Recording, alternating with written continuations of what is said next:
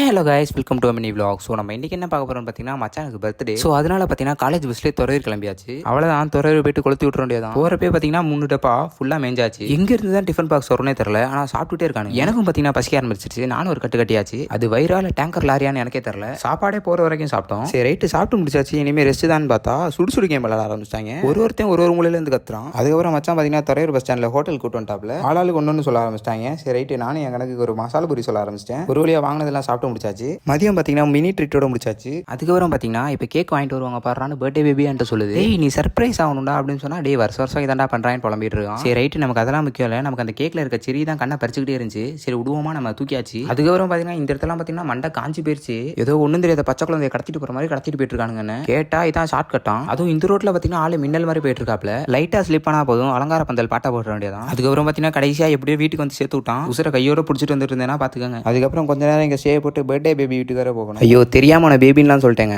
பேபிலாம் இல்லைங்க, பார்க்க west Indies player பொல்லாடு மாதிரி இருப்பாங்க. அதுக்கப்புறம் எங்கள் கவாசிக்கு எடுத்துட்டு 30 சிக்கன் ரைஸ் வாங்க போய் சிக்கன் ரைஸ் பார்த்தீங்கன்னா நாங்கள் 3:30 ஆர்டர் கொடுத்தாச்சு. ஆனால் எங்களுக்கு பார்த்தீங்கன்னா ஒன்று கூட போட ஆரம்பிக்கல. அதுக்கப்புறம் பார்த்தீங்கன்னா எங்களுக்கு போட ஆரம்பிச்சிட்டாங்க. எனக்கு பார்த்தீங்கன்னா பசியில் கிரிகிருன்னு ஆயிடுச்சு ஒரு மாதிரி. அதுக்கப்புறம் ஒரு வழியாக அப்படியே போட்டு கொடுத்துட்டாரு. அதுக்கப்புறம் தண்ணி ஜூஸ்ன்னு தேவையானதெல்லாம் வாங்கியாச்சு. நான் பார்த்தீங்கன்னா நூடுல்ஸ் நல்லா வெளுத்து கட்டிட்டு அப்படியே படுத்துட்டேன். அதுக்கப்புறம் பார்த்தீங்கன்னா தூக்கமே வரல. அதுக்கப்புறம் சும்மா வெளில வந்து வளர்க்க ஆரம்பிச்சாச்சு. அதுக்கப்புறம் நாளைக்கு காலேஜ் போகணும்னு சொல்லிட்டு வீடியோ காலையில் எழுப்பி விட்டான். துறையூரில் பார்த்தீங்கன்னா 7:20 போல பஸ் வரும் போல. அதனால சீக்கிரம் எந்திரிச்சு வரலாம். மாப்பிள்ள பார்த்தீங்கன்னா நான் எந்திரிக்கிற டைமில் காலேஜுக்கு கூட்டு போயிட்டு இருக்காப்ல. எனக்கு பார்த்தீங்கன்னா சரியான குளிர். நான் அதனாலே நடுவில் உட்காந்துக்கிட்டேன். அதுக்கப்புறம் கரெக்டாக பஸ்ஸில் வந்து ஏறிட்டோம். அதுக்கப்புறம் பார்த்தீங்கன்னா எங்கள் மாளிகைக்கு வந்தாச்சு. அப்படி சொல்லி தான் என்ன இந்த காலேஜில் அட்மிஷன் போட்டு விட்டானுங்க. சரி ரைட்டு, இந்த வீடியோ அவ்வளோதான். பொல்லாடு பர்த்டேவும் முடிஞ்சு, வீடியோவும் முடிஞ்சு.